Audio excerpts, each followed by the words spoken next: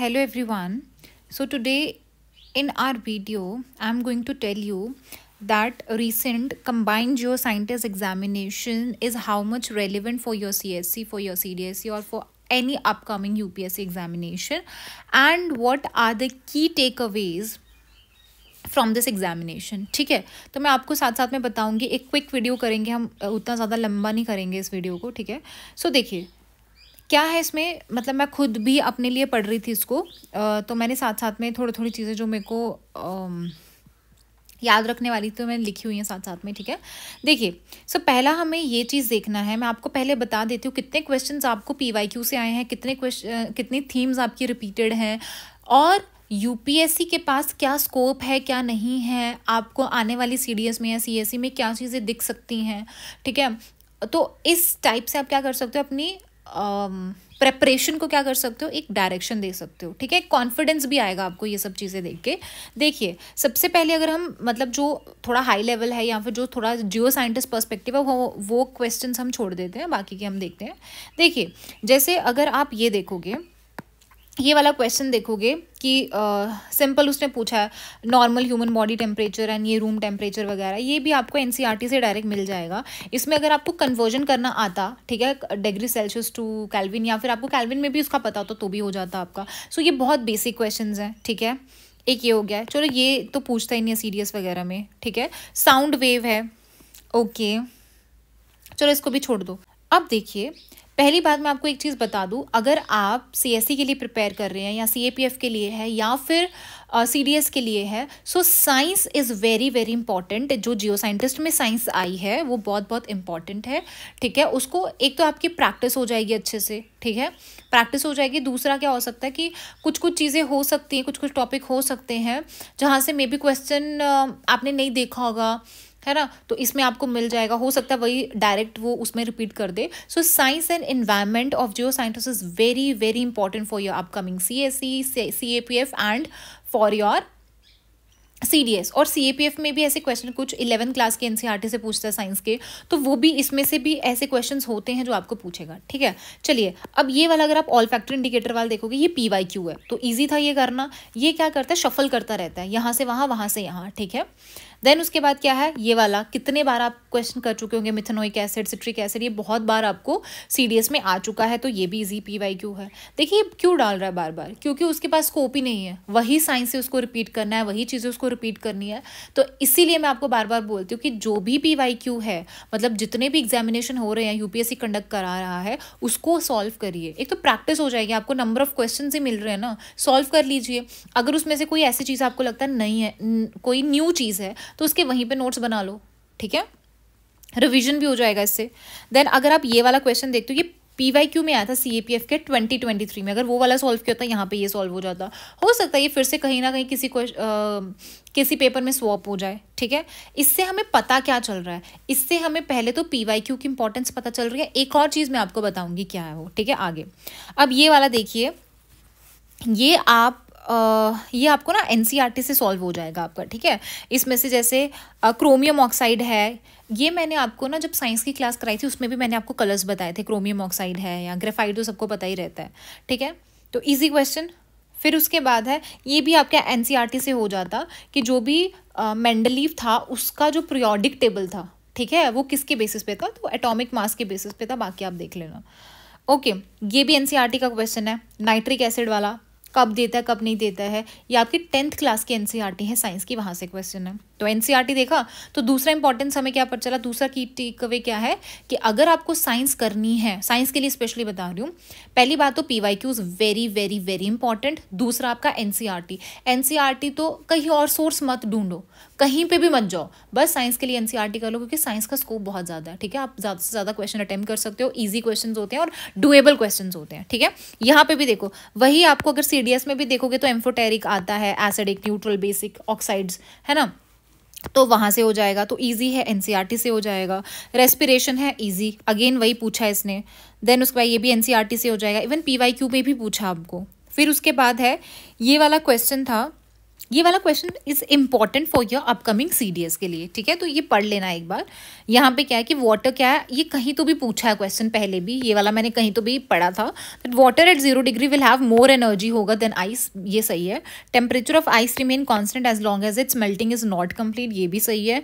And ये भी सही है, बट ये वाला गलत है, उसने बोला वैरी करता है। इस ये वाली स्टेटमेंट और ये वाली स्टेटमेंट में सेम ही कॉन्सेप्ट लगेगा, तो ये एक बार पढ़ लेना अच्छे से, ठीक है। एक एक statement is very very important. Next क्या आता है आपके पास, आइसोटोप पे है, ये भी NCERT पे हो जाता है। ये बहुत बेसिक क्वेश्चन है, तो वहीं से उठाएगा ना वो।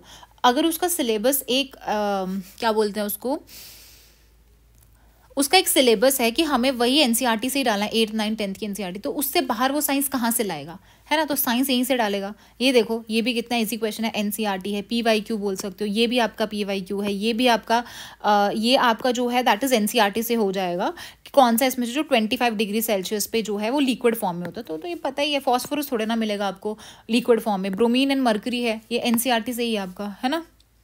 नेक्स्ट क्या है, ये देखिए, ये वाला जो क्वेश्चन है दिस इज इंपॉर्टेंट, म्यूचुअलिज्म पूछा है। बट अब ये क्वेश्चन जो आया है वो आपको 11th क्लास के NCERT से आया है। 11th है कि 12th है, बट 10th क्लास की नहीं है। तो उसमें आपका म्यूचुअलिज्म है, कमेंजलिज्म है, पॉपुलेशन वाला आई थिंक चैप्टर 11th का कि 12th का मेरे को याद नहीं आ रहा, बट है, मैंने नोट्स में लिखा था। सो ये माइकॉर्जिया है, वहीं से उठाया, लाइकन्स है, पॉलिनेशन है। तो ये पढ़ लीजिए अच्छे से कि किस किस का कौन कौन सा एसोसिएशन होता है, ठीक है। देन ये वाला क्वेश्चन करिए, अडेप्टिव कैरेक्टरिस्टिक्स क्या होती हैं। जीरोफिटिक प्लांट्स तो हर बार पूछता है PYQs में, ठीक है। NCERT में भी है वही चीज़।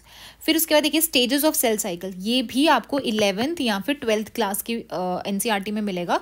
इंटरफेज, प्रोफेज, मेटाफेज, टेलीफेज, ये आपको CAPF में पूछा है। इसका एक ना वो पूछा था, सीक्वेंस पूछा था, आई थिंक CAPF में पूछा था, किस में पूछा था, but this is important for CAPF, ठीक है। कोई ना कोई स्टेट PCS में था तो इसीलिए मैंने नोट्स पे बनाए थे। तो 11th 12th की क्लास की NCERT है, तो प्लीज़ इसका भी नोट्स बना लीजिए, ये क्या होता है, मिटोटिक फेज क्या होता है ये, ठीक है। फिर उसके बाद है पॉलीजेनिक डिसऑर्डर, ये भी आपकी 11th 12th क्लास की NCERT से है, ठीक है। इंपॉर्टेंट, क्योंकि कुछ कुछ टॉपिक्स हैं जो 11th क्लास की NCERT या 12th क्लास की NCERT is very very important, तो यहाँ से आपका कवर हो जाएगा। एटलीस्ट ये तो कर लो कौन कौन से डिसऑर्डर हैं, कैसे हो रहे हैं, कैसे नहीं हो रहे हैं।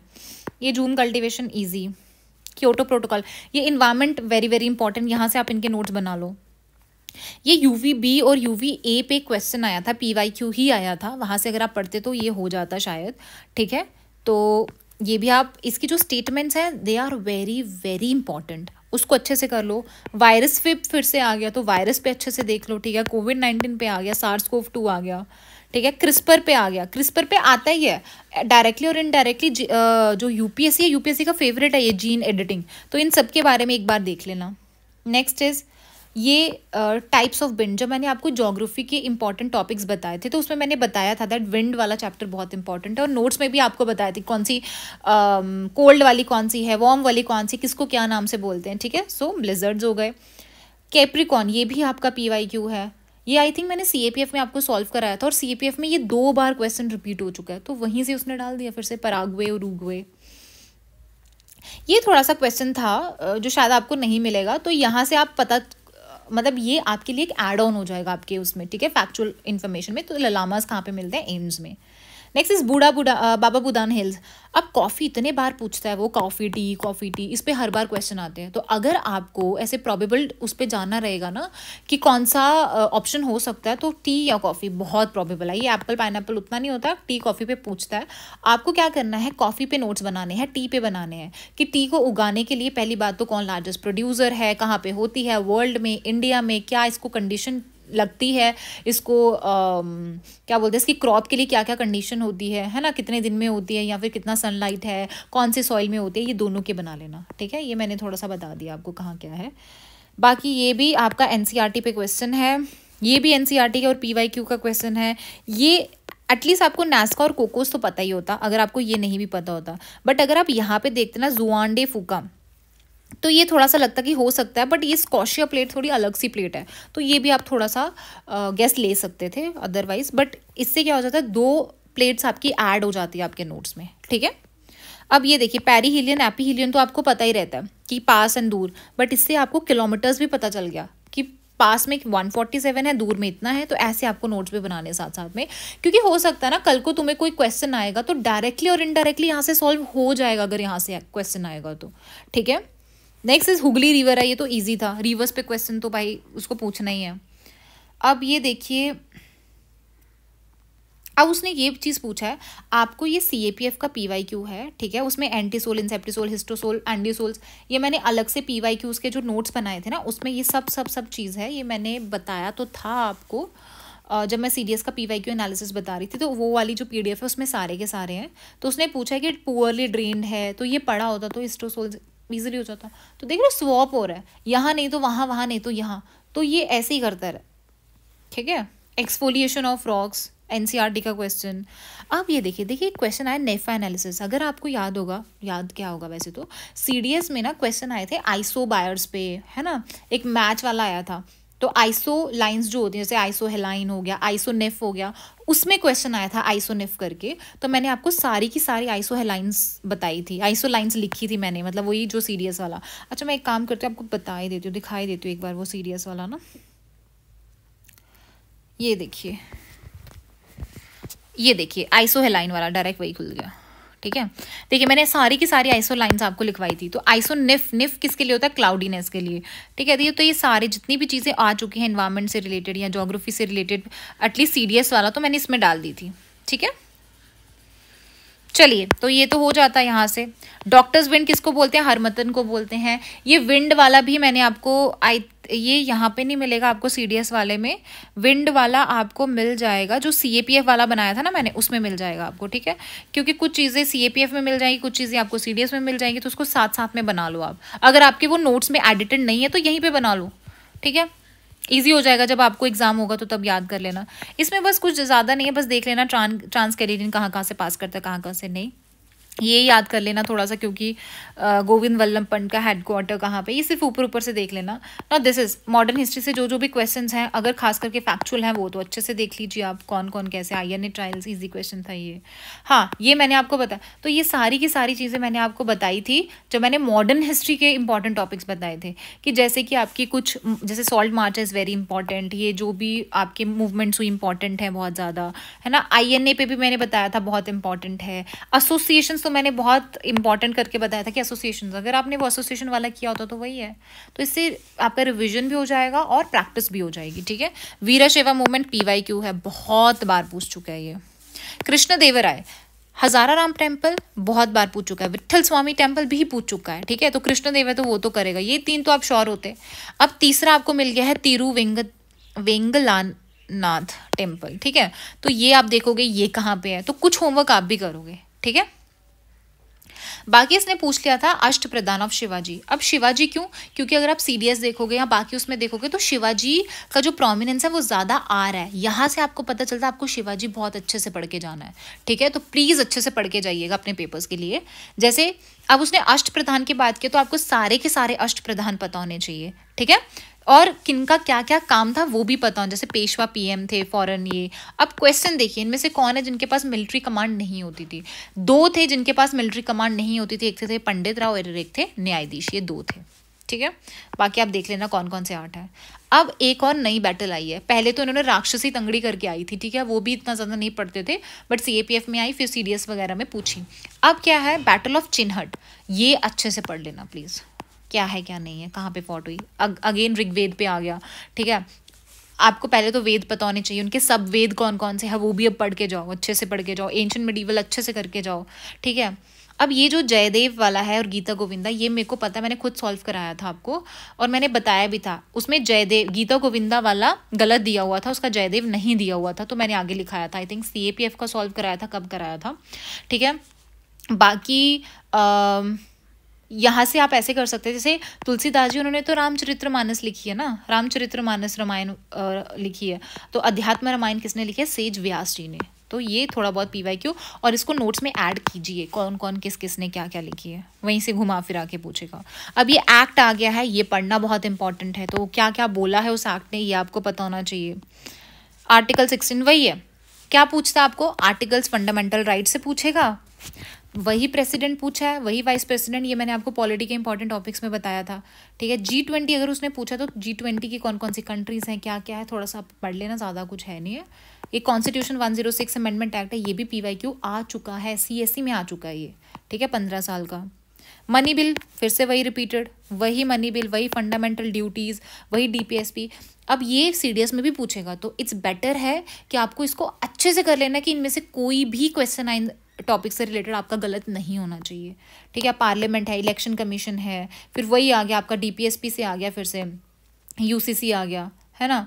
बाकी ये तो जूलॉजिकल पार्क है, थोड़ा सा देख लेना कौन कौन सा कहाँ कहाँ पे है, ठीक है। ये फिर से वही कॉन्स्टिट्यूशन पे। अब पंचायत है, पार्ट्स हैं आपके, कौन कौन से इंपॉर्टेंट पार्ट्स हैं वो पता होने चाहिए। मूवमेंट आ गई, ये तो शायद कभी पता होती कभी नहीं पता होती, बट फॉर फैक्चुअल इन्फॉर्मेशन के लिए देख लेना।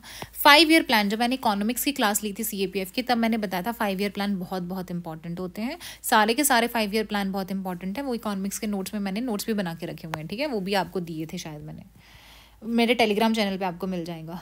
देन उसके बाद ये इतना इंपॉर्टेंट नहीं है, बट हाँ ये टर्म्स बहुत इंपॉर्टेंट है, क्योंकि ये CDS में पूछ चुका है इनमें से, ये कोहेजन पुल ट्रांसपिरेशन वाला। बायोमोलिक्यूल्स पे है, ये भी आपका क्लास 11th का है, बट ये बहुत ईजी क्वेश्चन था। आप खुद सोचना, जो बायोमोलिक्यूल्स उसमें क्या, जैसे आपका ग्लूकोज ही है तो उसमें किसका बॉन्ड होता है, कार्बन हाइड्रोजन वगैरह का ही बॉन्ड रहता है। फिर उसके बाद है ये आ गया हैव कैटेगरीज, ये भी इजी क्वेश्चन था। हाँ, ये डेट्रीवोरस जो थे ना, ये आपको स्टार्ट किया CSE में पूछना, तो CSE के आई थिंक 2021 के क्वेश्चन में पूछा है, तो मैंने वहीं पे नोट्स बनाए थे 2021 में। तो आपको पता होना चाहिए कौन से डेट्रीवोरस हैं, कौन से सैप्रोट्रॉप्स हैं, ठीक है, किनका एक्सटर्नली डाइजेस्ट होता है, किनका इंटरनली डाइजेस्ट होता है। Again environment is very very important, environment जितनी भी है, environment and science very very important for CSE at least. Then उसके बाद ये फॉसिल फ्यूल तो पूछता ही है, और क्या, ability of corals to make, ये उतना इंपॉर्टेंट नहीं है, बस इसके टर्म्स देख लेना, बायोपाइल, बायोमार्कर, बायोफिल्म।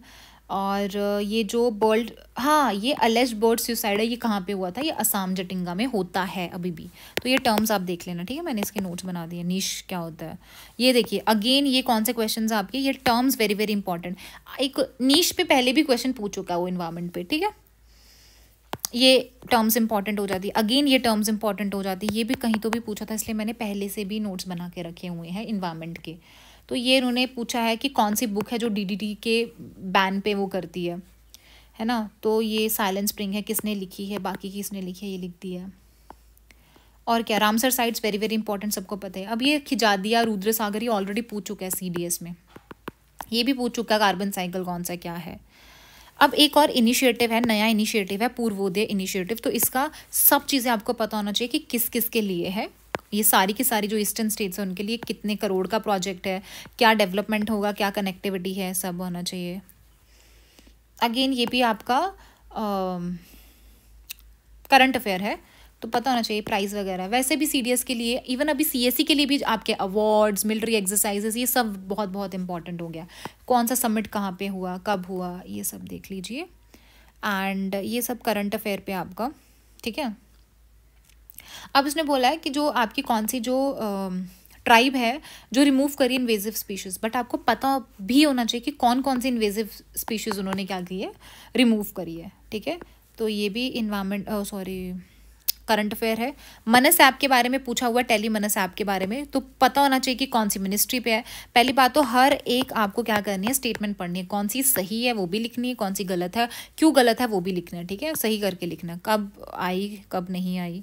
वैसे ही अभी अभी क्या हुआ है, एक second all India rural financial inclusion survey हुआ है, किसने किया, NABARD ने। पहला हुआ था 2016-17 में, 5 साल बाद 21-22 का हुआ है, ठीक है। तो इसमें भी देख लेना कौन सा करेक्ट है, कौन सा करेक्ट नहीं है। तो मैंने ये पूरा इसकी जो फाइंडिंग्स है यहाँ पे लिख दिया नीचे, ठीक है। ये ऑल इंडिया इसकी जितनी भी फाइंडिंग्स है अच्छे से पढ़ लेना। देन किसने November 1 को सेलिब्रेट किया, ये भी करंट अफेयर है, ये देख लेना। हाँ, एक ये इनिशिएटिव है कावेरी मीट्स गंगा। अब इसको सुन के ऐसा लगता है कि लिंकेज होगा, नहीं। देखिए कावेरी नीचे है, गंगा ऊपर है, उसको कैसे लिंक करोगे तुम, है ना। तो इन्होंने क्या किया था, पहली बात तो ये पहला कल्चरल हुआ है अमृत परंपरा सीरीज के अंडर। एंड और क्या है, ये कल्चर पे है कि जो सदर्न कल्चर है और जो नॉर्दर्न कल्चर है, डांस, म्यूजिक, ये सबको क्या किया जाएगा, एक साथ मनाया जाएगा, है ना, उसको एक साथ मनाया जाएगा by the ministry of culture, है ना, उसको बढ़ाने के लिए।